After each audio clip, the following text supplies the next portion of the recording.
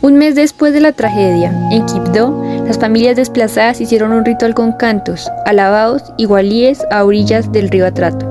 Fue un entierro simbólico y ahí es cuando la gente sacó todo ese dolor.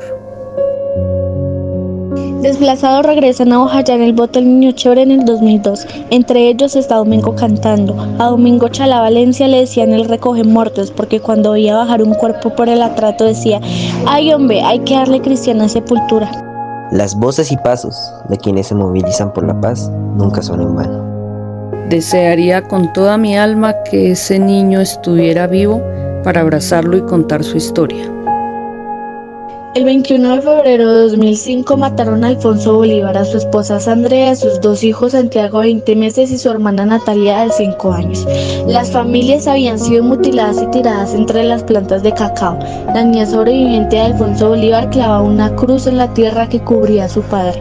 En este crimen participaron militares de la Brigada 17 y paramilitares de la SAUC. Camila ingresó a la guerrilla de las FARC 20 meses después con 14 años. Camila hizo parte del proceso de paz en el 2017. ¿Cómo te sueñas viviendo?, le pregunté. Me sueño viviendo no en una finca grande, sino en una finquita donde uno pueda trabajar. ¿Eso para ti es la paz? Para mí, sí. Hace 50 años yo viví esta misma tragedia y hoy estoy con mis hijos y nietos repitiendo la historia. La mujer del sombrero y sus hijos iban a embarcarse en un avión DC-3 junto con otros sobrevivientes de la matanza. No podían llevar sino un pequeño maletín de ropa. La niña se acercó y le preguntó al funcionario de la Cruz Roja Internacional: ¿usted me deja llevar la pollita? Es que es un regalo. El hombre, con lágrimas en los ojos, le dijo: llévala. Aquí el encuentro de dos hermanos ante el silencio de la tierra. A veces cuando sentíamos que sonaba una explosión, Clirio se paraba con la sábana blanca en la punta del bote que se llamaba el joven Atalaya para que no nos dispararan. Teniente, se los dije, les advertí que si seguían el ejército me matarían o irían por mi hermanita. Lo sabía y ustedes no me creyeron. Vea lo que pasó. Esos hijueputas no me perdonaron que estuviera en el ejército. Hubo muchas denuncias de cómo los campesinos eran utilizados como escudos humanos, lo cual generó un enorme debate en el país sobre el tema. Le grité que no lo utilizara como escudo. Me contestó: haga su trabajo, que yo sé hacer el mío. Si este país no se derrumba, es por la fuerza de su gente. ¿Ustedes qué harían si tuvieran un familiar desaparecido?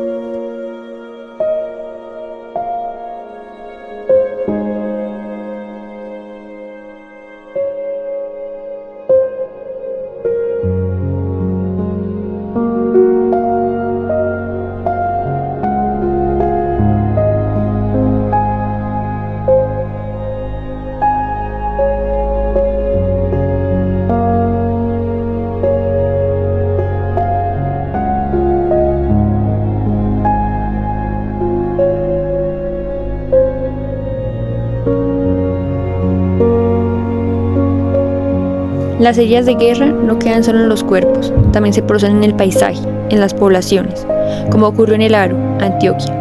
Luego de que los paramilitares, de nuevo con la complicidad del ejército, pasaran 5 días impunemente allí, torturando y asesinando a 15 personas en la plaza principal, mientras obligaban al resto de los habitantes a observar. Luego saquearon e incendiaron el lugar. Cuando se fueron los paramilitares, los pobladores abandonaron en masa El Aro.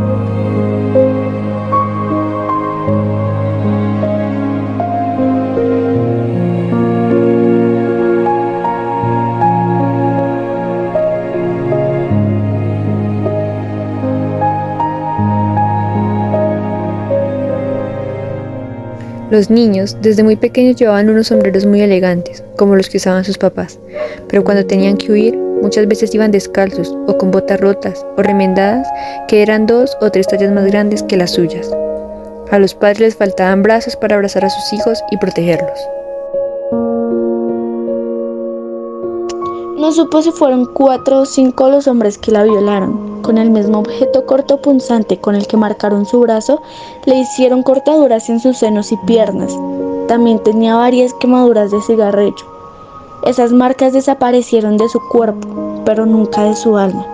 En la guerra, la violencia sexual es un instrumento para humillar al enemigo o para intimidar y sembrar terror entre una comunidad. Y otras veces no es más que el poder de las armas. En el año 2002, Jesús Abad llega al periódico El Colombiano con la foto que ha servido como prueba y testigo de los crímenes ocurridos en la Comuna 13 de Medellín, la que se convirtió en un campo de batalla, en la que los paramilitares se aliaron con el ejército en una operación llamada Orión para sacar a la guerrilla. Encapuchados supuestos paras iban señalando a qué casas tenían que entrar. Hubo presencia de diferentes fuerzas militares del Estado, incluidos francotiradores. Las víctimas fueron especialmente civiles. Los boquetes de bala de fusil en una escuela que quedó en medio del fuego cruzado, como ocurrió en mayo de 1992, donde murieron 14 militares en una emboscada. Los enfrentamientos se dieron cerca de una escuela. Estaban los morrales, las botas rotas de los soldados hermanos, matándose en la escuela. La última clase había sido de religión y en el tablero estaba copiada la historia de Caín y Abel, un hermano que mata a otro hermano. Angie, la niña de 4 años, se asoma a la ventana para ver al periodista a través de uno de los agujeros de bala que dejó en su casa la Operación Orión. Antes de Angie se había asomado su hermanito. Al fondo, su abuelo, don Julio, los quita con recelo de la ventana luego de los días de terror que vivió la Comuna 3 entre el 16 y el 19 de octubre de 2002. Años después, su hermano es asesinado como víctima inocente de las fronteras invisibles que crean grupos armados en la ciudad. Angie, mientras tanto, debe crecer mientras pierde amigos a causa de la violencia.